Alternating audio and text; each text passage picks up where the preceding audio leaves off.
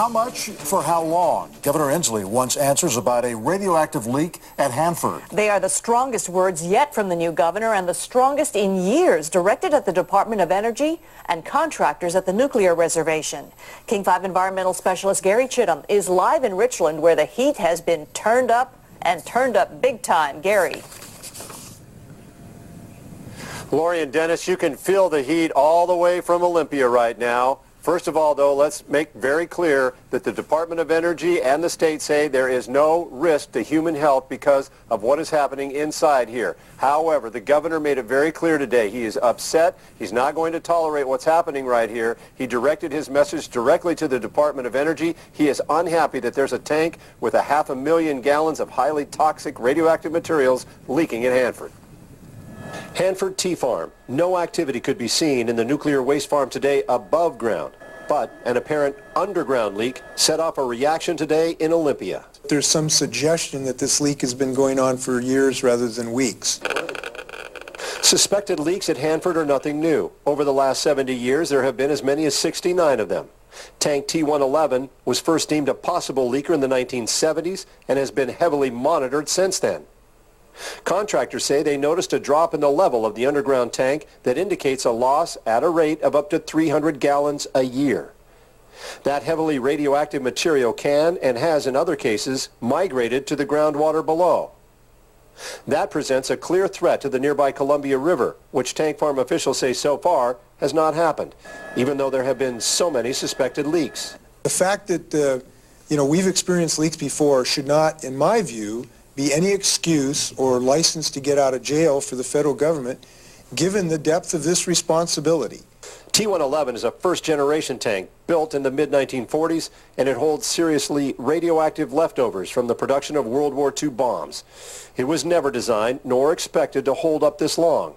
Hanford and contractors have spent years trying to stabilize and transfer the waste to newer but still aging double-walled tanks. This presents a new risk. And that risk is, if T111, a long-time suspected leaker and re-leaker, and a heavily monitored tank, could be leaking this badly, and perhaps for a very long time, how many others could be at risk?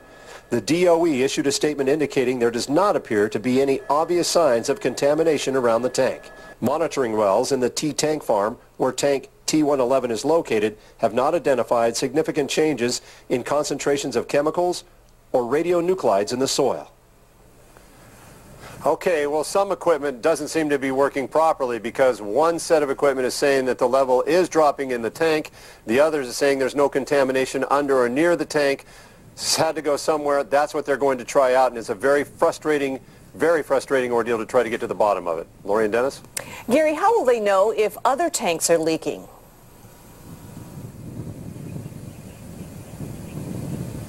That, again, is going to be a very complex situation. They have it wired right now, and they've been doing a good job of monitoring this situation, but obviously this calls into play. Maybe they're going to have to go in and then go in one by one and inspect them all, and that will slow down an already bogged down cleanup process here. All right. Gary Chittum live in Richland. Thank you.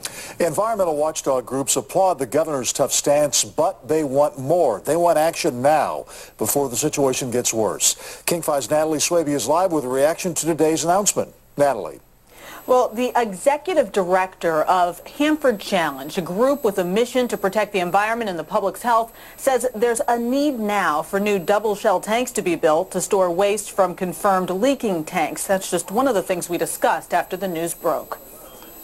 We've got 177 tanks. Tom Carpenter has spent 3 decades charting Hanford's troubles. Here's the river. The river goes down to the ocean. We're connected to the ocean. So Hanford's radiation has ended up in the ocean and has washed up on Seattle shores in the past. From his Seattle office, he pumps out the press releases. We work with whistleblowers out there. We go to all the public meetings. We look at the environmental issues.